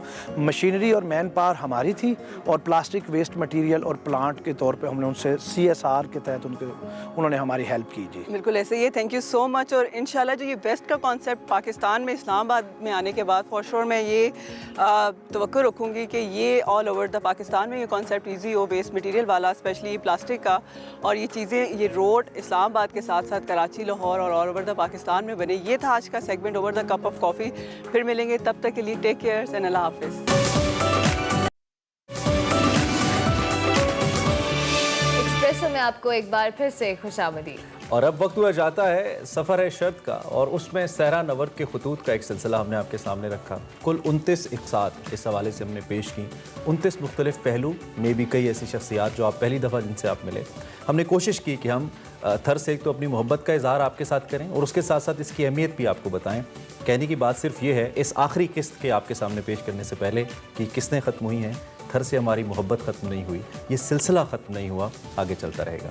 आज का सफ़र शर्त तमाम थर के मोहब्बत करने वालों और थर के बासने के नाम। आप देख रहे हैं सफ़र शर्त।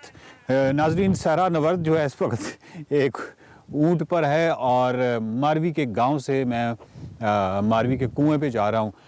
जब ये सफ़र शर्त की सीरीज़ का हमने सोचा था थर में, तो मेरे ज़हन में जो पहली चीज़ आई थी वो मारवी का किरदार आया था, जो सबसे ज़्यादा मुझे फैसिनेट कर रहा था कि मैं एक ऐसे देश जाऊंगा जहां मारवी का किरदार, मारवी का कुआं जो है उसको देखूंगा, मारवी के गांव को देखूंगा। ये मेरी बहुत बड़ी ख्वाहिश थी और उसकी एक वजह यह है कि सिंध वासियों में जहाँ पे अपनी ज़मीन के साथ मोहब्बत का एक बहुत बड़ा एक चीज़ नज़र आती है, उसके पीछे अगर आप देखें, यानी किसी भी खित्ते को अगर आप देखें तो वो खित्ता जो है वो अपने किरदारों के हवाले से पहचाना जाता है। सवाल ये पैदा होता है कि वो खित्ता जो है वो किस किरदार से मोहब्बत करता है।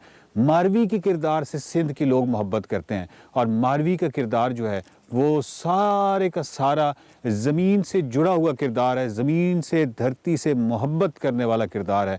और यहाँ के जो लोग हैं यहाँ पे, चाहे आप बड़ी अम्माओं को मिलें, चाहे आप नौजवानों को मिलें, चाहे आप किसी को भी मिलें, आप ये देखेंगे कि हर बंदा मारवी से बहुत मोहब्बत करता है और मारवी का किरदार है ही ऐसा खूबसूरत। ये गांव से ये वो रास्ते थे जहाँ पे मारवी जो थी वो पानी भरने के लिए कुएं पे जाती थी। तो हम इस वक्त तकरीबन कुएं के पास आ चुके हैं।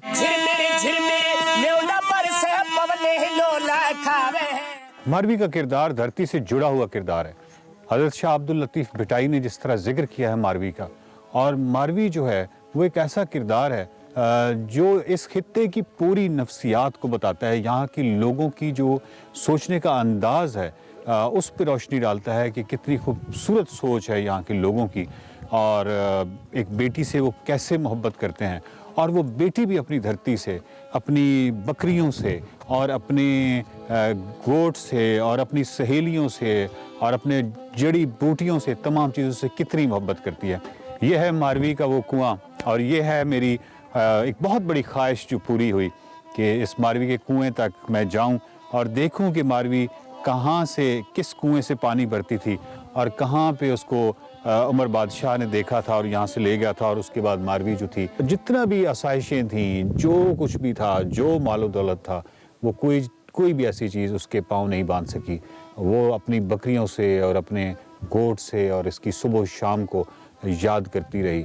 और फिर जिस तरह इस किरदार को हज़रत शाह अब्दुल लतीफ़ भिटाई ने बयान किया है, आज लोगों को ये कलाम मज़बर है, उनके दिलों पे रखा हुआ है। और मैं जहाँ जहाँ दूर दूर गांव में गया हूँ तो मारवी का जब नाम आता है तो यहाँ पे जो बुज़ुर्ग ख़वातीन हैं या जो बुज़ुर्ग हैं, दूसरे मर्द हैं, उनके जो चेहरों पे अकीदत आती है, उनके चेहरों पे जो मोहब्बत है, वो उसको मैं बयान नहीं कर सकता। ये एक ऐसा तजर्बा है जो आप ख़ुद यहाँ आके किसी भी मकामी से मारवी के हवाले से बात करेंगे तो पता चलेगा कि मारवी क्या है। उसने भी बड़ा अच्छा किया है और ये बड़ा खूबसूरत है। मारवी का जो कुआं है उस पर जब आप आएंगे तो एक तो इसका जो म्यूज़ियम और फिर ओवरऑल जो इसको पूरे इस अहाते के अंदर जिस तरह दरख्त हैं और बहुत ही अच्छा, और शेड्स हैं, बड़े खूबसूरत चौनरा हैं मुख्तलिफ, और ये बड़े मॉडर्न हैं लेकिन बहुत खूबसूरत, मतलब इतने खूबसूरत हैं। और यहाँ पे हैंडीक्राफ्ट का भी म्यूज़ियम है, मुख्तलिफ अशिया का जो है सिंध की सकाफ़त से मुतल्लिका हैं, और एक जो चौनरा है वो मारवी से मुतल्लिका है। एक छोटा सा म्यूज़ियम है बस सिर्फ ये दिखाने के लिए मारवी का किरदार, और ये मारवी का जो एक मुजस्मा है ये है, और उसके साथ सहेली है। और आपको मालूम है कि दास्तान में मारवी जब कुएं पे गई पानी भरने के लिए और उमर ने उसको देखा और उसको ले गया, तो एक सहेली थी जिसने वापस जाके, उन्हीं सहेलियों में से एक सहेली ने वापस जाके गांव में इतला की। और ये बड़ा खूबसूरत एक दो मुजस्मे हैं, एक मारवी हैं और एक मारवी की सहेली का है। और इसके साथ ही जब हम इधर देखते हैं तो सामने उमर जो बादशाह है उनका मुजस्मा है, ये जो है ये उमर बादशाह का मुजस्मा है। और बाकी छोटी मोटी पुरानी दौर की जो अशिया हैं वो रखी गई हैं, मुख्तलिफ कदीम बर्तन, हुक्का, और जो ऊँट के ऊपर रखी जाती है काठी वगैरह, वो चीज़ें हैं, पुराने कदीम अशिया हैं। लेकिन एक्चुअली जो बाहर कभी आप देखते हैं जिस तरह चौनरा और इस तरह का पूरा एक डिज़ाइन है वो बड़ा खूबसूरत है। और इस तरह इसके हैंडीक्राफ्ट का लहदा एक है चौनरा जो है, और दूसरा जो है एक और अशिया जो मुख्तलिफ सकाफ़ती हैं उनके लिए भी है। और बड़ी खूबसूरत जगह है जो मारवी का कुआं है। लेकिन मैं हमेशा ये अर्ज़ करता हूँ कि जब भी किसी भी जगह पे जाएं, और स्पेशली इस तरह की जगह पे जाएं, तो पढ़ के जाएं। जब आपको पूरी मारवी की दास्तान का इल्म होगा तो फिर आपको ये भी मालूम होगा कि जिस जगह पे आप आए हैं वो कितनी अहम और कितनी खूबसूरत और कितनी तारीख़ी जगह है। तो यकीन की सादत नसीब हो रही है। और इस रेत पे चलना, और जहाँ जहाँ वो बकरियाँ चराती थी, जहाँ वो कुएं पे जाती थी, क्या खूबसूरत, मतलब ज़हन में एक पैरेलल एक फ़िल्म भी चल रही है जो इस वक्त हमारे बिल्कुल सामने मंज़र है।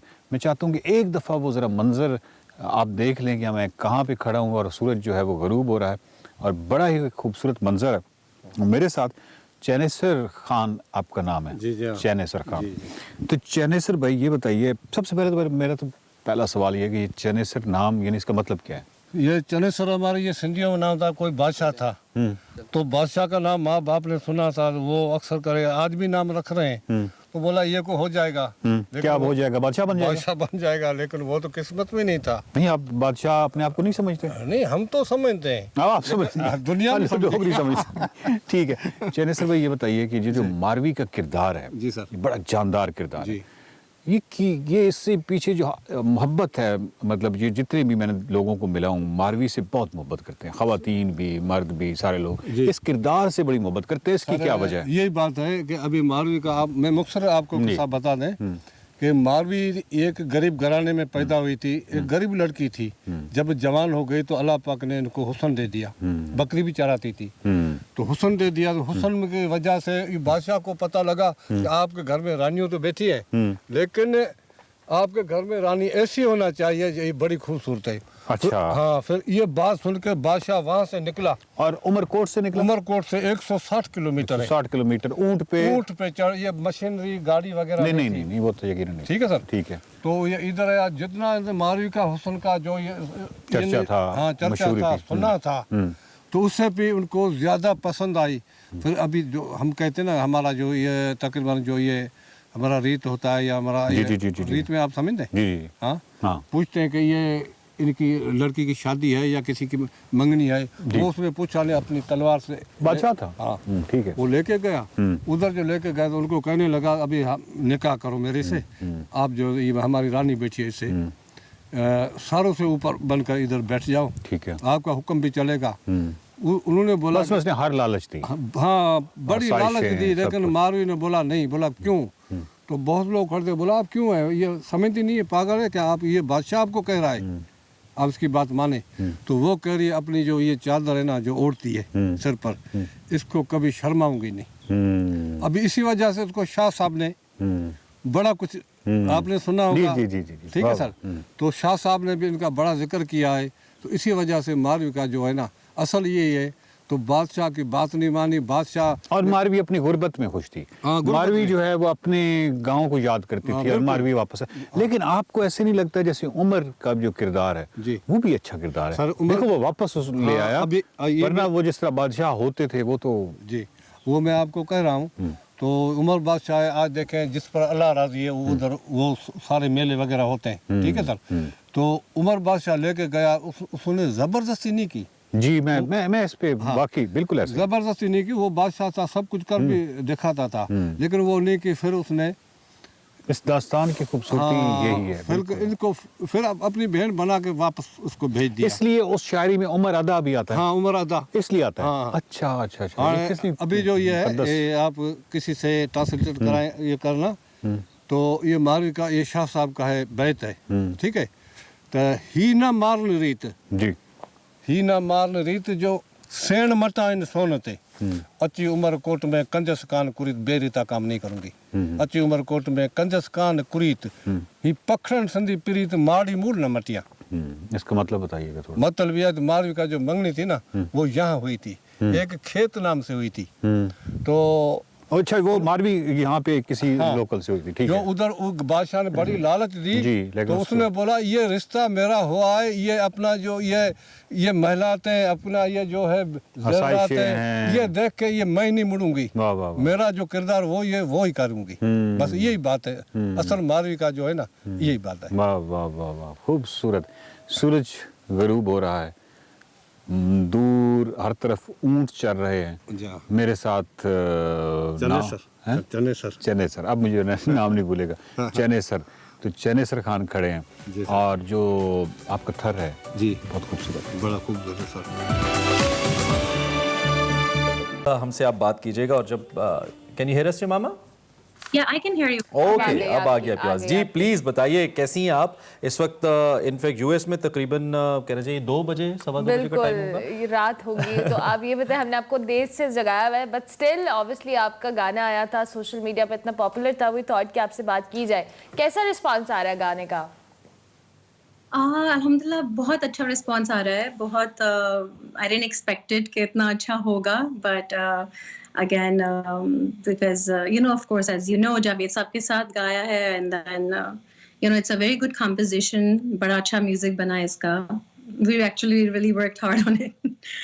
ठीक है, आप यूएस में रहते हैं. यूजुअली जब आपका एक इंटरनेशनल एक्सपोजर होता है तो आप contemporary music, contemporary in a sense जो कि आजकल की यूथ ज़्यादा R&B type, hip hop type जो गाने हैं उस टाइप का म्यूज़िक ज़्यादा लोग करना पसंद करते हैं. आपके गाने में थोड़ा सा हमें कुछ फोक का, सूफ़ी का भी अगर मैं कहूँ इस तरह का कोई एंगल नज़र आ रहा है, रीजनल जो म्यूज़िक होता है, तो इसकी क्या वजह है बुनियादी तौर पर? Basically, to be very honest, ये जावेद साहब की composition है. उन्होंने डिसाइड किया कि वो कैसा मतलब गाना हम बनाएंगे, किस तरह का बनेगा. And he wanted to this like a ghazal and thumri का mix थोड़ा सा करना चाहते थे. And you're right, इसके अंदर थोड़ा सा folk का भी है. And वो देखते हुए कि कैसा बनेगा, तो he decided it. ठीक हो गया. शमामा, हाँ, शमामा से रिक्वेस्ट करने लगे थे कि शमामा आपका जो नया गाना है आप थोड़ा सा अगर हमें सुना दें, चंद लाइनें गुनगुना दें. लाइक इट लुक्स मोर ज़्यादा अट्रैक्टिव, बहुत ही ज़बरदस्त. तो आप सीख भी रही हैं जावेद भाई से या फिर सिर्फ उनके साथ कोलैबोरेट किया आपने? I've been learning from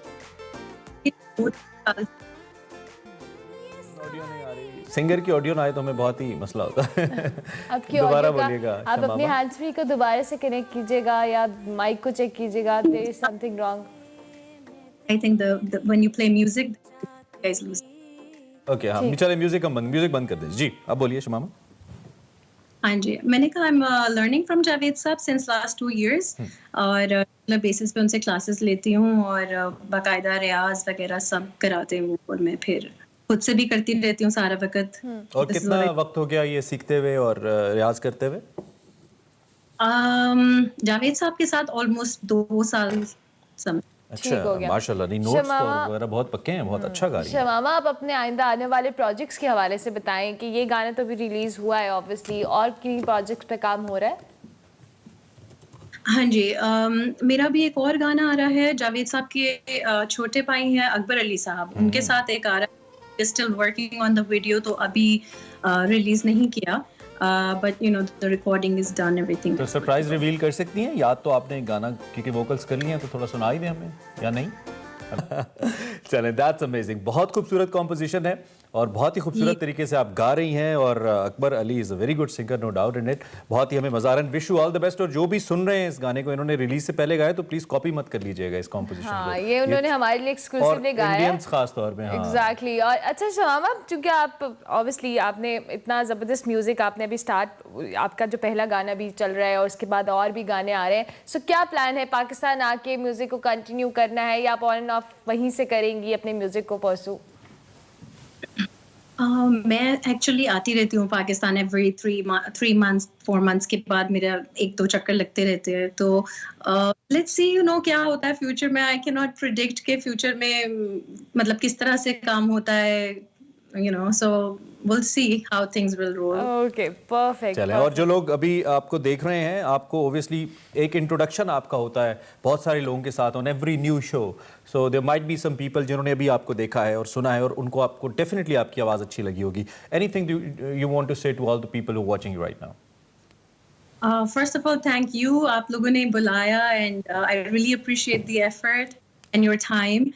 And then secondly, anybody who's they like my singing and they should just follow me on Instagram and then support me, please. I'm just trying my best. आपका दूसरा गाना सुन के ये मैं predict कर रहा हूँ कि ये गाना बहुत अच्छा और बहुत बड़ा गाना इंशाल्लाह होने वाला है. It's a very good composition. Thank you very much for joining us, शमामा. और बहुत शुक्रिया, आपने हमें all the way live from United States of America join किया. शमामा हमारे साथ मौजूद थी. अभी मैं एक ब्रेक लेंगे, ब्रेक के बाद वेलकम बैक टू एक्सप्रेसो. अब हम बात करेंगे प्रोटीन के हवाले से. और चूंकि मौसम बदल रहा है, सर्दियों की आमद है, साथ ही हम ड्राई फ्रूट्स का जो कह लें कॉन्सेप्ट है वो जहन में आता है और हम मार्केट्स में भी जाते हैं, हमें स्टॉल्स नज़र आते हैं और सर्द मौसम के साथ ही ये जो इस्तेमाल है इनका बढ़ भी जाता है। खुश्क मेवाजात की अगर हम बात करें, ड्राई फ्रूट्स की बात करें, बहुत सारे न्यूट्रिएंट्स इसमें मौजूद होते हैं और इनके इस्तेमाल से बहुत सारी आपकी जो फिज़िकल और मेंटल जो हेल्थ है उस पर भी बहुत पॉजिटिव इम्पैक्ट आता है। आज हम इसी वाले से बात करेंगे कि ड्राई फ्रूट से प्रोटीन किस तरह से हासिल किया जा सकता है, उनका इंटेक कितना होना चाहिए, क्वांटिटी क्या है, और कुछ डिफ्रेंशिएशन भी होगी इस हवाले से कि क्या जो हम खजूरें खाते हैं या हम जो बादाम खाते हैं, पिस्ते खाते हैं, इनमें क्या डिफरेंस है और किस तरह से कौन सा न्यूट्रिएंट इनमें मौजूद होता है। हमारे साथ माहिर ग़िज़ाइयत है आयशा नासिर, उनको हम वेलकम करेंगे। बहुत शुक्रिया Ayesha, thank you very much. Ayesha, मौसम बदल रहा है और हमारे पास नॉर्मली वैसे तो बहुत सारे जो कैले न्यूट्रिशनिस्ट कहते हैं कि आपने सर्दियों में स्पेसिफिकली हमने ड्राई फ्रूट्स को रख दिया कि ये सर्दियों में ही खाए जाते हैं, तो प्रोटीन और ड्राई फ्रूट्स इन दोनों का आपस में जो एक कनेक्शन है और कितना ज़रूरी है खाना इनको? देखिए, सर्दियाँ आते साथ ही ड्राई फ्रूट की कंजम्पशन बढ़ जाती है क्योंकि ड्राई फ्रूट ओमेगा 3 का बहुत अच्छा सोर्स है। अल्लाह ताला ने नेचुरल सिस्टम रखा है, एक इंसुलेशन का तरीका रखा है कि जैसे ही हम ड्राई फ्रूट खाते हैं हमारी जिस्म पे चर्बी बढ़ जाती है, जिसकी वजह से जो सर्दी आती है हमें उससे इंसुलेशन मिलती है। अब इस चीज़ ने बहुत ज़्यादा क्लियर कर दिया है कि इसका वेट के साथ क्या ताल्लुक है। ड्राई फ्रूट बेसिकली ओमेगा 3 और हेल्दी फैट का बहुत अच्छा सोर्स है। अब ड्राई फ्रूट हम कह किसको रहे हैं? पहली चीज़ आ जाती है जो इंजीर हो गई, खजूर हो गई, ये ड्राई फ्रूट है, या ये जो बादाम है, अखरोट है, हम इन दोनों को क्लासिफाई कर लेते हैं। जो बादाम, अखरोट, पिस्ते वगैरह हम इनको नट्स कहेंगे, और ड्राई फ्रूट जो पर्टिकुलरली और असल डेफिनेशन है वो रेफ़र किया जाता है ड्राई फ्रूट को, ये जो हम फ्रूट्स को खुश्क कर लेते हैं या उनको ड्राई कर लेते हैं, जैसे एप्रिकॉट्स को हम ड्राई कर लेते हैं या हम इंजीर को ड्राई कर लेते हैं, फिग्स को हम ड्राई कर लेते हैं, ये आता है ड्राई फ्रूट के अंदर। और जब हम नट्स की बात करते हैं तो वो बादाम, पिस्ते वगैरह उस कैटेगरी में आ जाते हैं। अब जो बादाम, पिस्ते वगैरह है वो ओमेगा 3 का बहुत अच्छा सोर्स है। फैट को बढ़ाने में, बॉडी में इंसुलेशन प्रोवाइड करने के लिए ये इस्तेमाल होते हैं। इसके अलावा जो हमारे ब्रेन की फंक्शनिंग है उसके लिए बहुत इंपॉर्टेंट है। कोलेस्ट्रॉल को नीचे लाने में, डायबिटीज़ के लिए बहुत ज़्यादा हेल्पफुल है, क्योंकि एज अ हेल्दी स्नैक अगर आप लेते हैं तो डायबिटीज़ का मसला इससे बढ़ता नहीं है। जहाँ अर्मिला आपने बात की प्रोटीन की, मैं नट्स की ही दोबारा बात करूँगी। नट्स की अगर हम बात करते हैं तो तकरीबन 1/4 कप तमाम नट्स के अंदर जो है तकरीबन 1/4 कप नट्स के अंदर 4 to 5 ग्राम प्रोटीन मौजूद होता है, जो कि एक अच्छी मिकदार है। और बहुत सारे ऐसे लोग जो कि विद टाइम अब गोश्त को स्विच कर चुके हैं, वेजिटेरियन हो गए हैं, किसी भी वजह से गोश्त का इस्तेमाल नहीं करे, उनके लिए ये एक अच्छा ऑल्टरनेटिव है प्रोटीन को इस्तेमाल करने का। अब अगर हम बात करें फिग्स, खजूर वगैरह की, तो उसमें प्रोटीन इतनी मिकदार के अंदर मौजूद नहीं है जितना नट्स के अंदर है, और वो प्रोटीन का इतना अच्छा सोर्स भी नहीं है। फिग्स में कुछ हद तक प्रोटीन होता है, वो इस हद तक अच्छा सोर्स नहीं है जिस हद तक अच्छा सोर्स जो है हमारे पास नट्स हैं। ठीक है, तो एक तो बड़ा खूबसूरती से आपने इन दोनों चीज़ों का फ़र्क हमारे सामने रखा। इनकी फिर मिकदार बड़ी इंपॉर्टेंट हो जाती है। आयशा, कितनी मिकदार में इनको लेना होगा? अगर हम नट्स की बात करें या हम ड्राई फ्रूट बात करें तो इनकी मिकदार को आप कैसे क्लासिफाई करेंगे, not just for protein but overall हम अगर अपनी बॉडी के इनटेक की बात करें? सिंपल सा एक रूल है, आपकी हाथ की मुट्ठी में जितने नट्स आसानी से पूरे आते हैं वो आपकी एक दिन की रिक्वायरमेंट है। ना उससे ज़्यादा लेना है ना उससे कम लेना है। वो जो एक ट्रेंड है कि हमने एक वक्त में बैठ के तो किलो किलो ड्राई फ्रूट ख़त्म कर देना है, किलो किलो मूंगफली ख़त्म कर देनी है, वो बिल्कुल गलत है। और उसी की वजह से फिर मसले मसाइल आते हैं। या जो हमने एक लेबल लगा दिया हुआ है कि जी ड्राई फ्रूट गर्म होता है, वो इसी वजह से है कि हम खाते इतना ज़्यादा है कि वो फिर हमें उसके कहीं ना कहीं साइड इफेक्ट्स आते हैं और हम कहते हैं ये गर्म है। एक मुट्ठी एक दिन में आपने इस्तेमाल करनी है, चाहे सर्दी हो चाहे गर्मी। और इसके लिए मौजू वक्त कौन सा है ड्राई फ्रूट? रात को कुछ लोग कहते हैं खाना चाहिए, कुछ लोग कहते हैं अर्ली मॉर्निंग लेना चाहिए, निहार मुँह खाना चाहिए। डिपेंड करता है आपका गोल क्या है। अगर आप कोलेस्ट्रॉल के लिए या ओमेगा 3 के लिए इस्तेमाल कर रहे हैं तो सबसे बेहतर यह है कि आप अर्ली मॉर्निंग इसका इस्तेमाल करें। अगर आप शुगर के मैनेजमेंट या ब्लड प्रेशर के लिए एज अ स्नैक इसको इस्तेमाल कर रहे हैं तो 10 से 11 बजे के दरमियान या 4 बजे से 5 बजे के दरमियान में इसका इस्तेमाल किया जा सकता है। रात को सोने से पहले इसका इस्तेमाल नहीं करना चाहिए। ठीक हो गया। अच्छा, नॉर्मली आयशा प्रैक्टिस होती है कि छोटे बच्चों को भी हम ज़्यादा उस तरह से नहीं देते। अभी हम बड़ों की बात करें, आपने कहा एक मुट्ठी जितना आप ड्राई फ्रूट्स कंज्यूम कर सकते हैं। बच्चों के हवाले से बड़ा मिसकंसेप्शन भी है कि बच्चों को ज़्यादा नहीं देना, इनको गर्म होता है, इनका मसला शुरू हो जाएगा। बादाम हम उस तरह से नहीं देते, हालांकि वो आपकी जो कह लीजिए ज़हनी नशोनुमा के लिए बड़े अच्छे होते हैं। फिर हम वॉलनट्स की बात करें तो ये जो बच्चों और बड़ों में एक फ़र्क होता है, इसको भी ज़रा आप क्लैरिफाई कर दें। अर्मिला कुछ हद तक ये फ़र्क होता ही है। बच्चों को अगर आपने बादाम देने हैं तो 7 से 11 मैक्सिमम 11 बादाम आपने देने हैं और छिलका उतार कर देने हैं, या 2 अखरोट दे दें। दोनों चीज़ें इकट्ठे नहीं देनी। अगर देनी है तो फिर 1 अखरोट और वही 5 बादाम बच्चों को दे दिया जाए। और बच्चों के केस में जैसे अभी पूछा भी गया कि इनका आइडियल टाइम क्या है, तो बच्चों के केस में इनका आइडियल टाइम है एम्प्टी स्टमक, ताकि उनकी नशोनुमा जो दिमागी नशोनुमा है उसके लिए ये बहुत ज़्यादा फ़ायदेमंद साबित हो सके। तो 7 से 11 बादाम छिलका उतार कर या 2 अखरोट जो हैं वो बच्चों को देने हैं। वही बात कि उनकी मुट्ठी जो है वो बहुत छोटी है, उनकी रिक्वायरमेंट जो है वो बहुत कम है।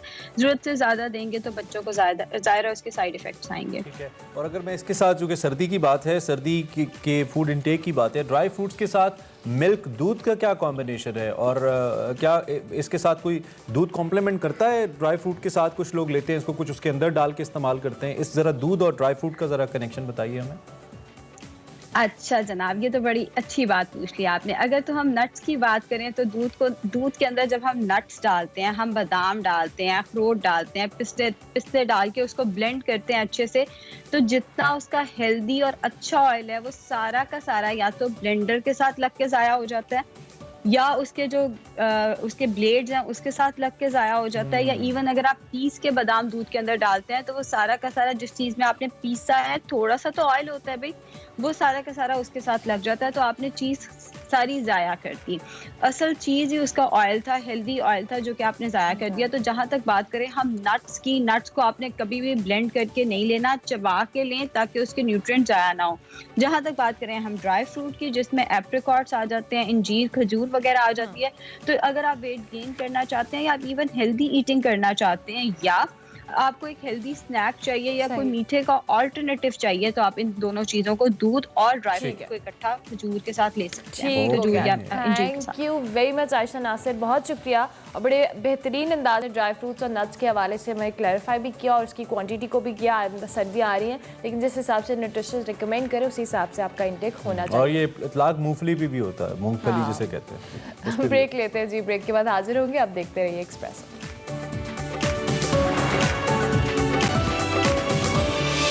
एक्सप्रेसो के आखिरी हिस्से में आपको खुशामदीद कहते हैं। सरप्राइजेस का सिलसिला तो जारी रहता है हमारे शोज़ के अंदर, और आज भी एक ऐसी शख्सियत से आपकी मुलाकात करवाते हैं जो आपके लिए मे बी सरप्राइजिंग तो हुई लेकिन बहुत इंस्पिरेशनल भी हो। ऐसे तमाम लोग जो जिनका पढ़ाई से जी उकता जाता है और बड़ी अर्ली एज में उकता जाता है, उनके लिए इनकी शख्सियत के अंदर बड़ी मिसाल छुपी है। हम आपकी मुलाकात अब्दुर्रहमान साहब से करवाने वाले हैं। इससे पहले कि हम उनसे बाकायदा बात करें, इनके बारे में आपको बताएं, इससे बड़ा तुर्रा इम्तियाज़ इस वक्त इनका मीडिया स्क्रीन के ऊपर आने का ये है कि इन्होंने अपनी रिटायरमेंट के 23 साल बाद 83 बरस की उम्र में LLB की डिग्री हासिल की है। और उससे पहले अभी हमें इन्होंने बताया कि इन्होंने BA भी दोबारा से किया, यानी कि जिसकी बेस पर इन्होंने नौकरी की, दोबारा से डिग्री इन्होंने हासिल की। सो ओवरऑल हम तकरीबन 4 से 4 to 5 ईयर्स ऑफ एजुकेशन जो है उन्होंने दोबारा से हासिल किए, और अब अपना लाइसेंस भी लेने जा रहे हैं और इनका प्रैक्टिस करने का भी इरादा मौजूद है। So this is quite inspirational. इससे पहले 18वें स्केल के अंदर ये पब्लिक सर्वेंट के तौर पे रिटायर्ड भी हैं।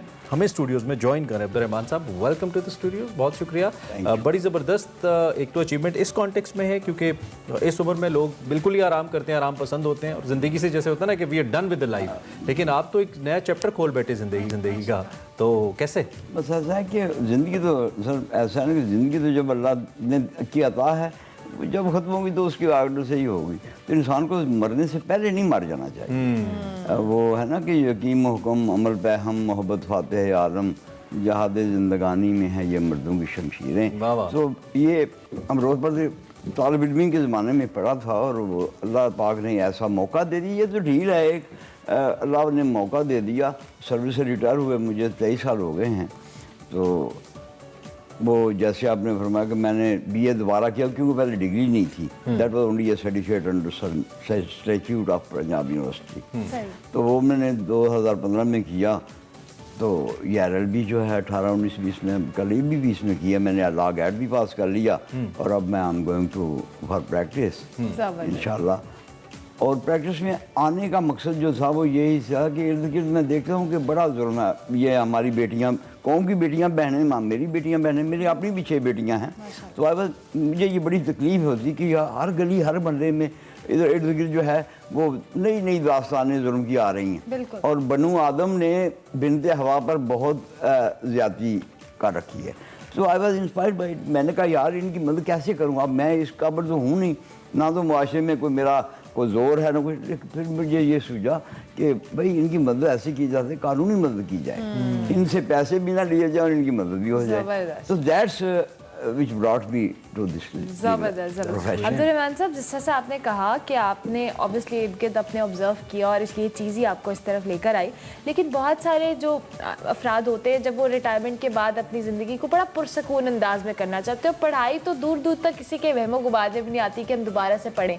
आपने जब कहा कि आपने LLB करना है, आपके बच्चियों का, आपके घर वालों का किस तरह का रिएक्शन था? मेरे बच्चे देवर ऑल सपोर्टिव, मतलब खुश हैं। मेरी बेटियां, मेरे बेटे और 39 मेरे ग्रैंड चिल्ड्रन हैं माशाल्लाह बच्चों से।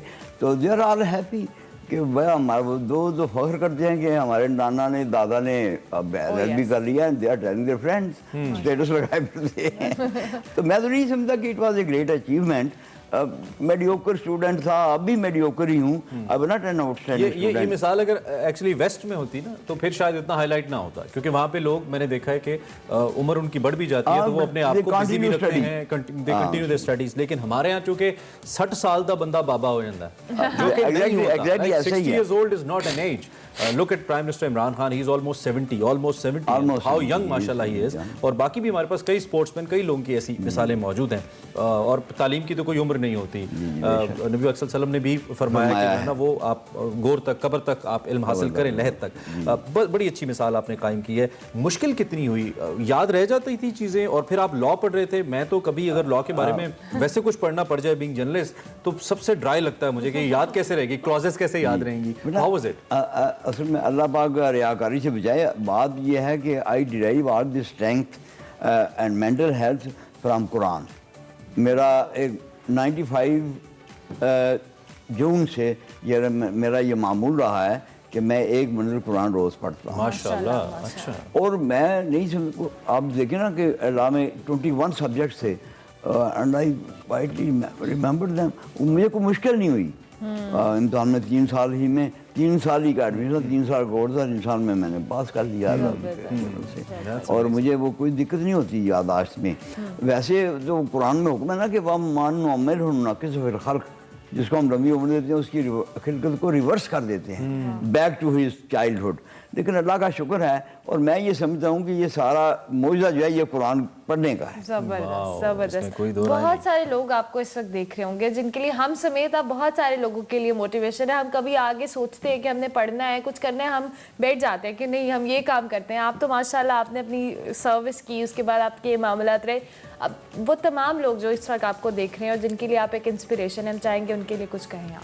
मैं तो बेटा ये करूँगा, ये मुसलसल पे हम जिंदगी वो जो है ना, जिंदगी जो है ये learn everything, learn something every day. तो मैंने दैट्स व्हाट आई डिड। मैं जब नहीं भी कर रहा था और मेरे कुछ हालात भी ऐसे थे, फिर बच्चे माशाल्लाह 10 बच्चों को पालना, पढ़ाना, ब्याना ये बड़ा एक कॉम्प्लिकेटेड सा मामला है, ख़ास तौर पे उन लोगों के लिए जो मेडियोकर मतलब है दरमियानी दर्जे के लोग हैं। तो बस अल्लाह पाक ने ये बेटा ही कर दिया। और मैं ये कहूँगा कि आदमी को लर्न करते रहना चाहिए और कोई कौम लर्निंग के बगैर तरक्की नहीं कर पाती। हमारे यहाँ अब इतनी अभी भी मैं ये कहूँगा कि ये जो फिगर्स हैं, जो आप जो स्टेटिस्टिक्स जो कहते हैं, मतलब ये आर फेक, बड़ी जहालत है और बड़ी कम जो रिपोर्ट होते हैं वो कुछ भी नहीं है, कुछ भी नहीं है। वो ऐसे ही रिपोर्ट पता नहीं क्यों वो ब्यूरोस वालों को। आखिरी सवाल मेरा उन बच्चों के हवाले से या वालिदैन के मसाइल जिनके साथ रहते हैं, और अक्सर जब वालिदैन एज कर जाते हैं, कुरान में भी इसके बारे में मसाइल पैदा हो जाते हैं, कुछ आप कहना चाहें अपने एक्सपीरियंस की बिना पे, कैसे सोशल बैरियर को या इस तंगी को दूर किया जाए, आसानी लाई जाए? Last 30 second. मैं तो बेटा ये समझता हूँ कि ये होने तो नहीं चाहिए इसमें फासले। अल्लाह का हुक्म है मुआशरी तौर पर भी और किसी भी तरीके से, लेकिन ये इन लोगों की ये मुआशी मुश्किलात है ना, वहाँ ये मुश्किलात ज़्यादा है। मुझे अल्लाह का शुक्र है कि मुझे ऐसा नहीं हुआ। अब मैं मुश्किलात एक बुनियाद बन जाती है। अब टाइम कास्ट ज़्यादा होता, ज़्यादा बात करते अब्दुल रहमान साहब, thank you very much and wish you all the best for your career. आपका जो नया करियर शुरू हो रहा है in age of 83, so there is no to study, there is no age to excel. This is what Abdul Rahman साहब life says to us. I hope आपने message लिया और अच्छा पॉजिटिव लिया। बिल्कुल पॉजिटिव मैसेज लिया। अभी हम आपसे इजाजत लेंगे, आपसे हमारी मुलाकात होगी शाम को और कल सुबह। तब तक के लिए हमारी तरफ से अल्लाह हाफ़िज़।